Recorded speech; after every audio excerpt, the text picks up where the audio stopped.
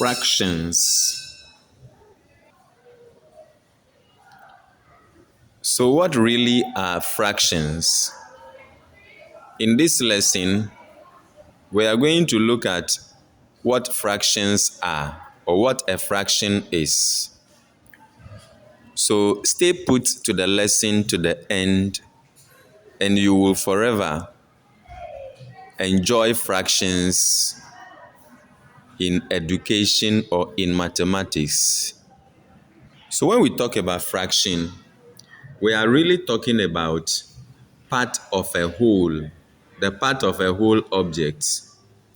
So all of us have been taking objects, bread, cakes, biscuits, and so on and so forth. We've been discussing fractions with these objects. So we say that the term fraction means part of a whole.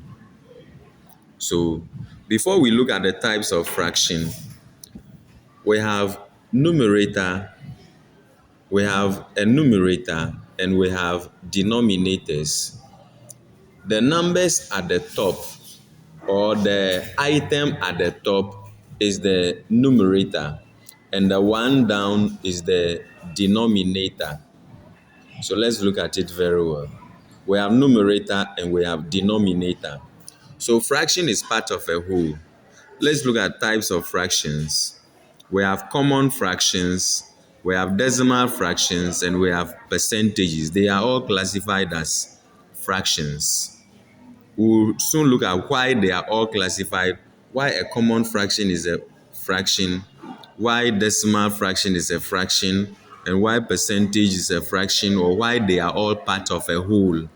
Good. So type of a fraction. Types of fractions. When we do exercise and teachers mark the exercise, they sometimes give us 2/5, they give us 8/10.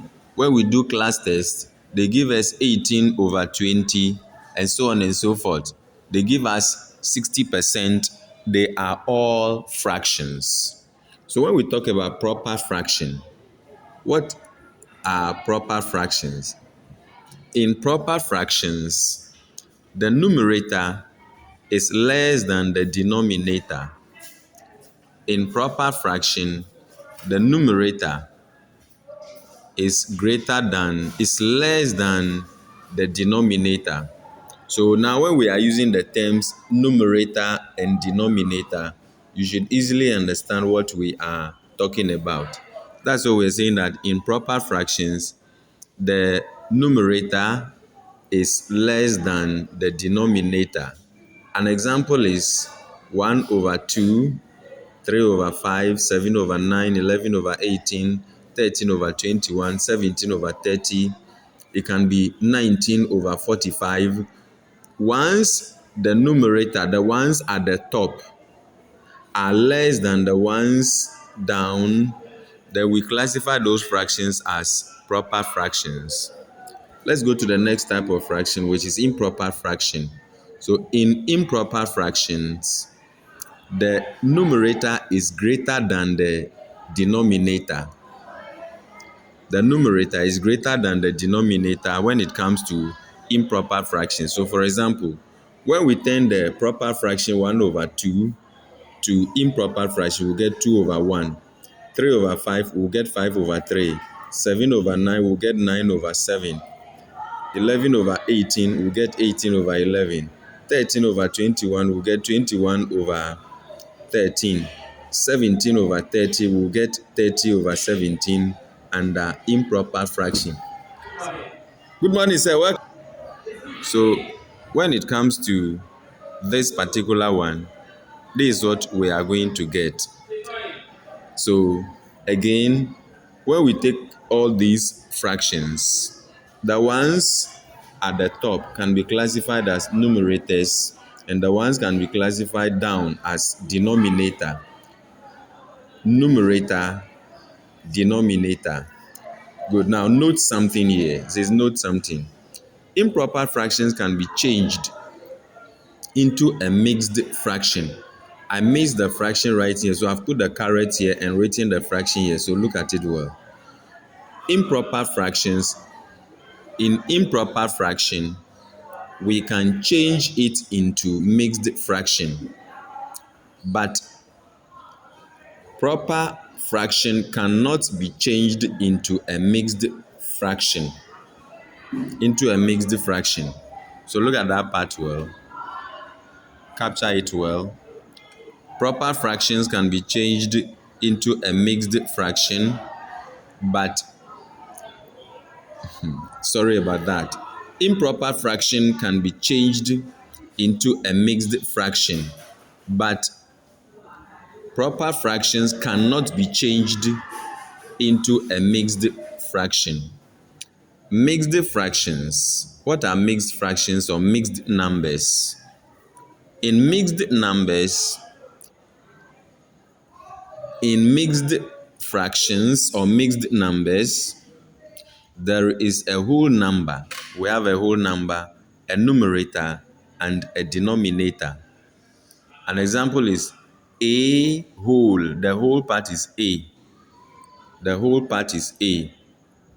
The whole part is a. Then we have the numerator here and we have the denominator here. So that is why it has been displayed here. The a will be the whole number, the b will be the numerator, and the c will be the denominator. Good. So in all these things, we say a whole, b numerator, c denominator. So one whole number, 2 over 5, 3 whole number, 4 over 9, 15 whole number, 6 over 11, 37 whole number, 1 over 4, and so on. You can create more examples to make your notes more interesting. Now let's come to like fractions. What are like fractions? Like fractions, in like fractions, we have the same denominators. Example, 1 over 4, 3 over 4, 2 over 4, 6 over 4, 9 over 4. In like fractions, we have the same denominators. When it comes to unlike fractions, in unlike fractions, so we say unlike fractions are fractions that have different denominators. Example, 3 over 7, 4 over 5, 1 over 2, the denominators are different. But in like fractions, the denominators are the same. Unlike fractions, the denominators are different. So basically, this is an introduction to fractions. We have to take note of all these things so that when we are solving questions on them, the understanding will be very, very deep. Then we come to the decimal fractions. The decimal fractions. Decimal fractions are fractions that have decimal point in them. So any number you see decimal point in it, it is a decimal fraction. So for instance, if you have 0.5, 2.75, 1.90, 16.8, 12.3, 91.586, these are all decimal fractions. So these are decimal fractions. Then we come to percentages. Percentage means per hundred. The word percentage simply means per hundred or out of 100. So let's take for instance, when the teacher wrote on your test paper, you had 83%. It means you had 83 out of 100. It means that per 100 here, what it means that when we take the 100 questions, you got 83 out of it. So per 100, you had 83. Or out of 100, you had 83. So percentage means per 100 or out of 100. It is written with this particular sign and you have to watch it well. Percentage is always written with this sign or symbol.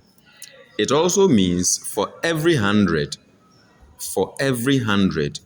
So if we say 35% of 300. 300, when we divide it into hundreds, we'll get 3 of the 100, 100, 100, 100, 3 of them. So for every of the hundreds, you are taking 35 out. You are taking 35 out of 100. Then you take 35 out of 100. Then you take 35 out of the other 100. Then when you put it together, you end up getting. So these are all examples: 1%, 17%, 25%, 48%, 69%, 84%, A%. It's not always numerals or integers. You can also have the variables and you work with it. X%, Y%, 0.8%, 42.5%. We can have decimals in the percentages as well. The reason why you have variable percents is that sometimes, like we know sometimes, just as algebra will say, anything that we don't know, we let a variable stand for it. So percentage to, if you don't know it, you can let a variable represent it. So a boy got a particular percentage in an examination. So that particular percentage we don't know, we can use a variable to represent it and do our calculations happily with it. Now let's come to equivalent fractions. They are fractions that look different but have the same value. When we talk about equivalent fraction, all that we are referring to is that they are fractions that have the same value. Equivalent fractions have the same value. Okay, now we form equivalent fractions by multiplying both the numerator and the denominator by the same number. For you to get equivalent fractions, multiply the numerator and the denominator by the same number.